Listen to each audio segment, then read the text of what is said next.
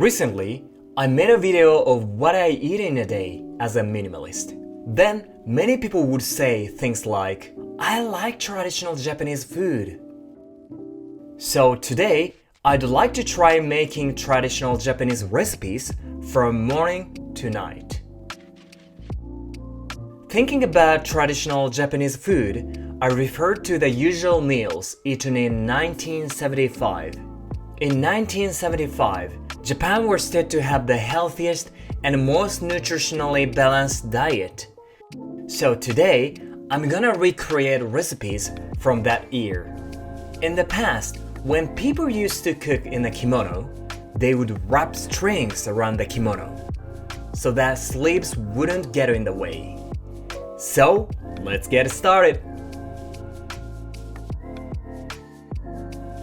I'm gonna prepare rice in a clay pot. First, I add some organic brown rice that I usually eat, and then water.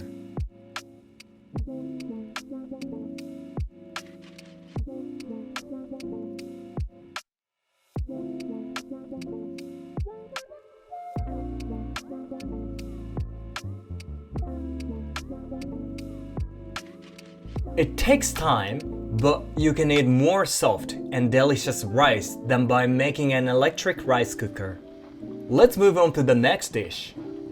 I'm gonna sprinkle sake on the salmon. By the way, salmon is called sake in Japanese, so I put sake on sake. Anyway, I put it in the fish grill under the stove. Japanese houses usually have these kinds of stoves. It's really convenient. A delicious salmon dish is ready in 20 minutes. Next, let's make miso soup.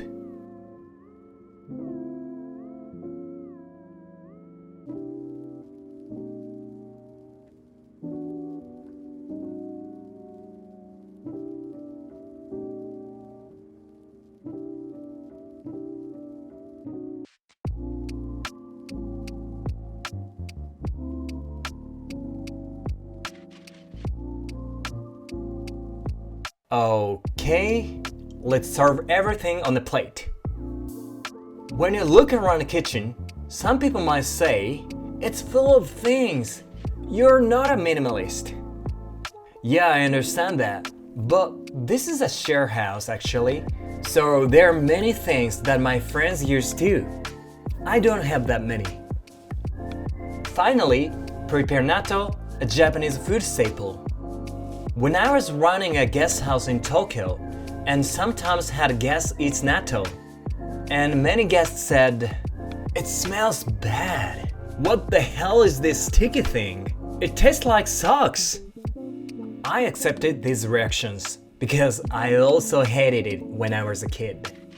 But as I ate continuously, I started to love it. When I was a kid, my parents told me that I should mix it at least 100 times, so I did it. But my friend might think I'm a crazy person.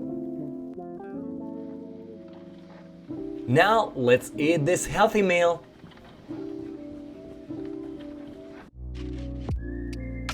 Oh, it's delicious. After breakfast, I made pancake art with my friend, so I'd like to introduce it a little bit. It was my first time making pancake art, so I made a lot of mistakes. But in the end, I did great, I think. So can you guess what it is? It's Totoro. What do you think?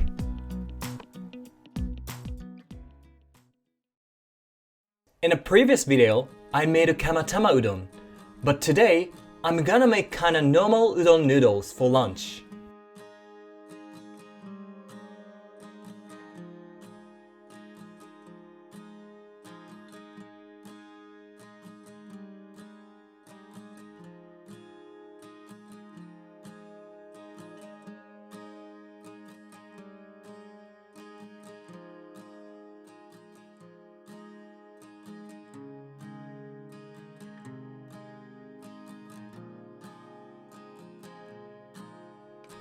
I serve it all on the plate and complete it.